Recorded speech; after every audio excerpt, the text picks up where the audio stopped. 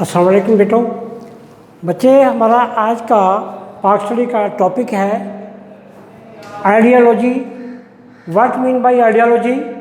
नज़रिया क्या है? नज़रिया से मुराद ऐसा ज़ाब्ता या प्रोग्राम है जिसकी बुनियाद फ़लसफ़ा और तफक्कर पर रखी गई हो। नज़रिया, सबसे पहली बात है कि नज़रिया, व्हाट मीन बाय नज़रिया, नज़रिया है क्या? यानी पुख्ता सोच, किसी कौम का जो यकीन या ईमान होता है उसको नज़रिया कहा जाता है।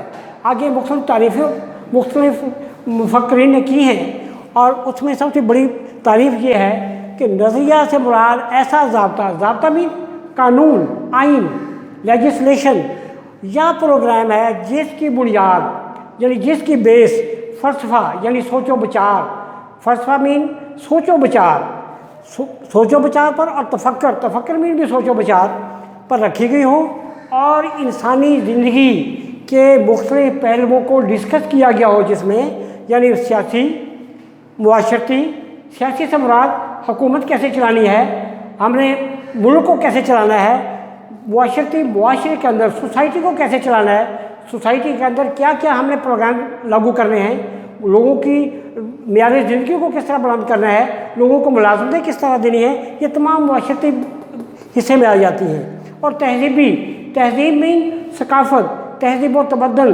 ट्रेडिशन, कल्चर, किसी भी कौम का, हर कौम का अपना अपना कल्चर होता है, अपनी अपनी तहज़ीब होती है। हिंदू तहज़ीब अलग है, मुस्लिम तहज़ीब सबसे मुनफरद है, सबसे अलग थलग है। इसी तरह हर मुल्क की, मसलन रशिया है, उनकी तहज़ीब और है, यानी वो अल्लाह पर यकीन ही नहीं रखते, उनकी तहज़ीब अपनी है।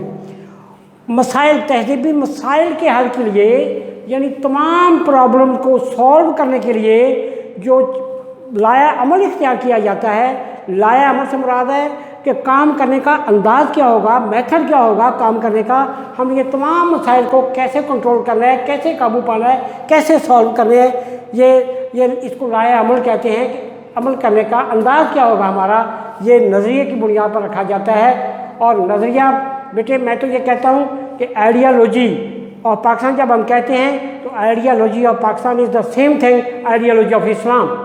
यानी यहाँ पर नज़रिए के हमने माखज़ लिखे हैं। माखज़ से मुराद है कि ये इसके सोर्सेज कौन कौन से हैं, नज़रिया कहाँ से निकलता है, कौन इसका मेन सोर्स, मेन चैनल कौन सा है, कहाँ से नज़रिया आता है, कैसे डेवलप होता है। व्हाट मीन बाय नज़रिया, आइडियोलॉजी, ऐसी सोच, ऐसा यकीन, ऐसा ईमान जो हम लेते हैं। किससे लेते हैं, उसका माखज़ क्या है? मैं कहता हूँ कि इसका कुरान, हमारा इस्लाम इसका माखज़ है।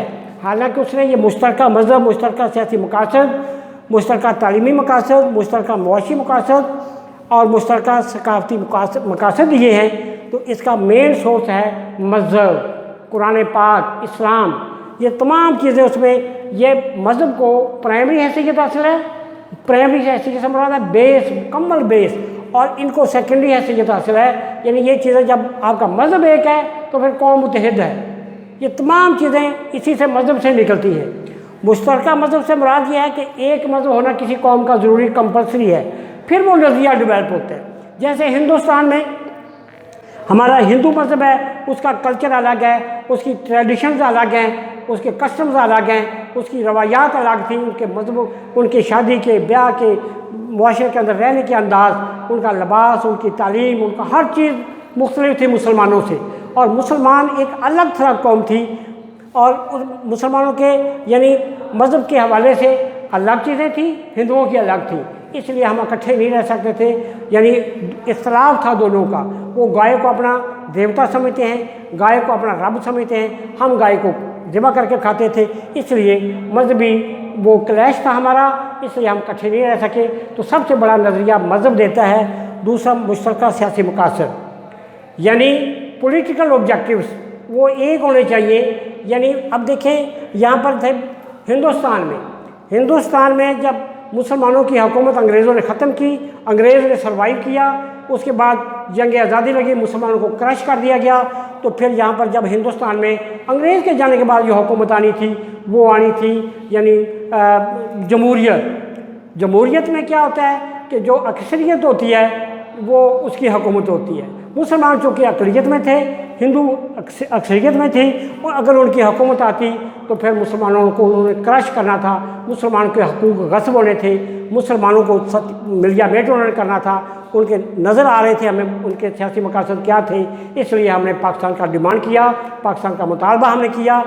मुश्तरका तालीमी मकासद यानी अब देखें हमारे हिंदुस्तान मुत्तहिदा हिंदुस्तान में मुसलमान बच्चों को वंदे मातरम का स्कूलों में तराना पढ़ाया जाता था। मुसलमान बच्चों को तालीमी इदारों में वंदे मातरम का तराना पढ़ने पर मजबूर किया जाता था, जिसमें इस्लाम को और नबी पाक सल्लल्लाहु अलैहि वसल्लम की ज़ात पर बड़े रकीक हमले किए जाते थे और मुसलमान बच्चे बेचारे मजबूर थे क्योंकि इदारे नहीं थे उनके।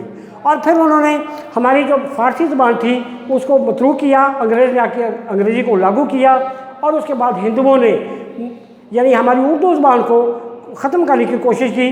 तो उन्होंने यानी हिंदी ज़बान, हिंदी रस्मुल ख़त, क्योंकि उर्दू ज़बान का जो रस्मुल ख़त है वो अरबी ज़बान में है, हिंदू इससे जलते थे और उन्होंने यानी हमारी ज़बान को ख़त्म करने के मंसूबे बनाए।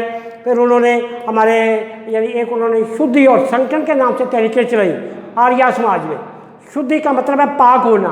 हिंदू कहते थे कि आप जब मुसलमान होने से पहले हिंदू थे तो उस वक्त आप पाक थे, जब मुसलमान हो गए आप नापाक हो गए, इसलिए फौरी आप वापस आ जाइए हिंदू मज़हब में ताकि आप पाक हो जाए। फिर संगठन की तहरीक थी।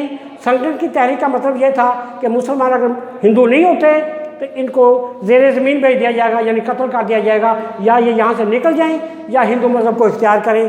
तो इस हवाले से स्कूलों के अंदर मुसलमान बच्चों का नातका बंद कर दिया।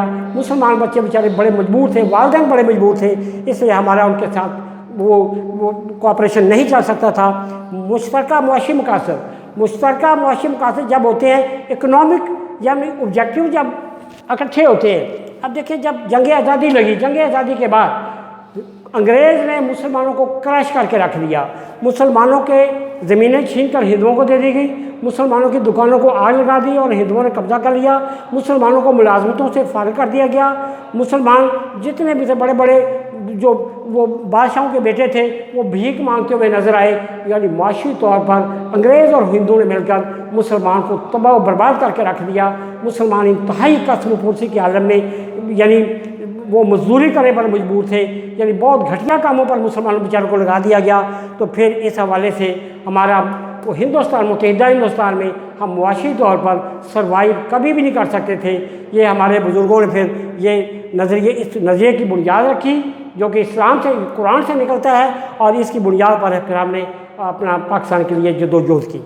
मुश्तरका सकाफ़ती मकासद, सकाफ़त मीन तहज़ीब व तमद्दुन।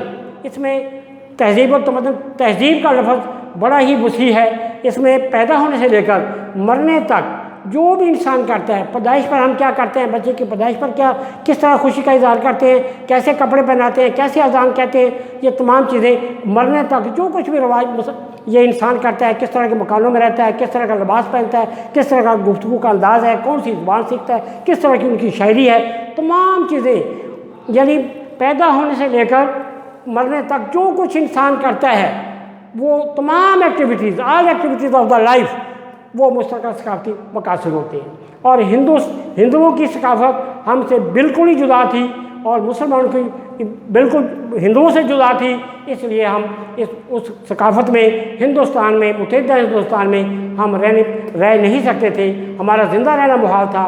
शुद्धि और संगठन की तहरीकें या उनके उर्दू ज़बान के ख़िलाफ़ मुजाहरे हिंदुस्तान के हिंदुओं के, तो ये तमाम चीज़ों ने हमें मजबूर किया कि हम अपना जो असल हमारा सोर्स है इस्लाम और कुरान, इससे हम रहनुमाई लेकर हिंदुस्तान से अलग मुल्क अपना यानी पाकिस्तान हासिल करें।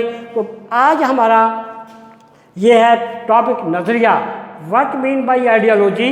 आइडियोलॉजी क्या है, यानी आइडियोलॉजी मैं रिपीट कर रहा हूँ कि आइडियोलॉजी है ऐसा यकीन, ऐसा ईमान।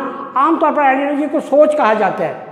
मुख्तलिफ मुफक्रीन ने जो इसकी वो तशरीह की है वो है सोच। सोच मुख्तलिफ अंदाज की हो सकती है, सोच पर कोई पाबंदी नहीं होती, सोच किसी तरह की भी आ सकती है, लेकिन सोच ऐसी जो ईमान और यकीन की हद तक हो और उस पर इंसान अपनी बिल्कुल यानी अपनी जान ईमान निछावर कर दे, वो नज़रिया है। तो नज़रिया से मुराद है यानी इस्लाम और कुरान के मुताबिक ज़िंदगी गुजारना। तो ठीक है बेटे, बहुत शुक्रिया।